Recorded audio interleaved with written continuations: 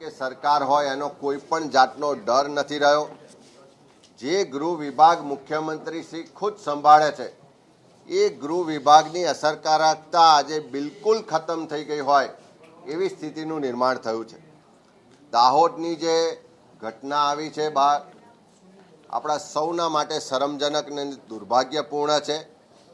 એક બાળકી પર અમાનુષ રીતે અત્યાચાર થાય, બળાત્કાર થાય, એની હત્યા કરવામાં આવે અને જે હીન કૃત્ય થયું છે હું માનું છું કે આરોપીને કડકમાં કડક સજા થવી જોઈએ અને દાખલારૂપ સજા થવી જોઈએ। સાથે સાથે આખા ગુજરાતમાં અત્યારે રોજ ક્યાંક છેડતીના બનાવો બને છે, રોજ બળાત્કારના બનાવો બને છે, રોજ મહિલાઓના શોષણ અને અત્યાચારના બનાવો વધી રહ્યા છે। એની પાછળ સરકારની નિષ્ફળતા જવાબદાર છે।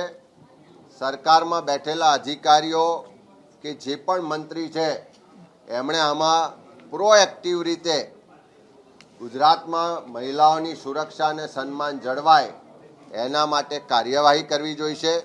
અને હું માનું છું કે આવા જે બનાવો દિવસે દિવસે વધી રહ્યા છે એના માટે એકમાત્ર જો કોઈ જવાબદાર હોય તો રાજ્ય સરકારના ગૃહ વિભાગની જે નિષ્કાળજી છે, બિનઅસરકારકતા છે, એનો જે દાબ હતો, ભય હતો એ આજે નથી રહ્યો, એ સૌથી મોટો જવાબદાર છે।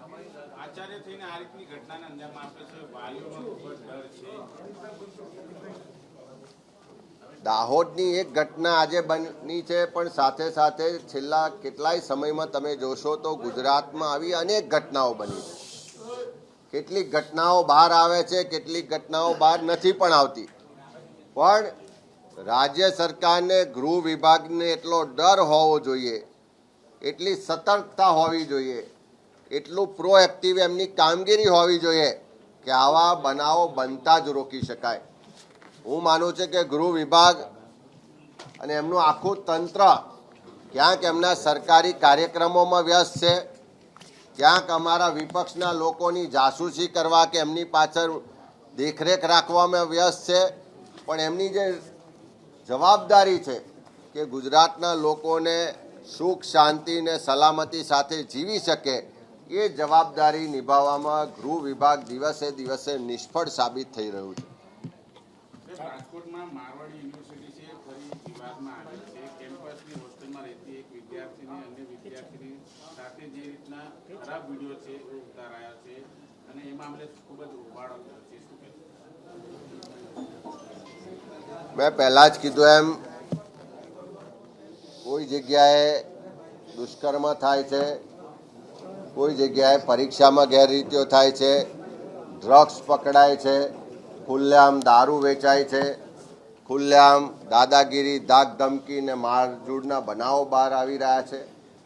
એનો મતલબ છે કે આખા ગુજરાતમાં સરકારનો કંટ્રોલ ધીમે ધીમે ઓછો થતો જાય છે।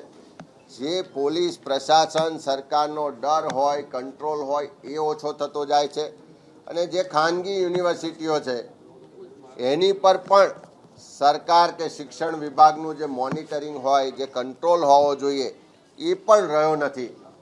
અને સરકારનો જ્યારે કંટ્રોલ ના રહે, સરકારનો ડર કે સરકારની અસરકારકતા ના રહે તો હું માનું છું કે દરેક જાતના બનાવો દિવસે દિવસે વધે અને એટલા જ માટે આ સરકાર બધી જ રીતે ફેલ હોય એવું દેખાઈ રહ્યું છે।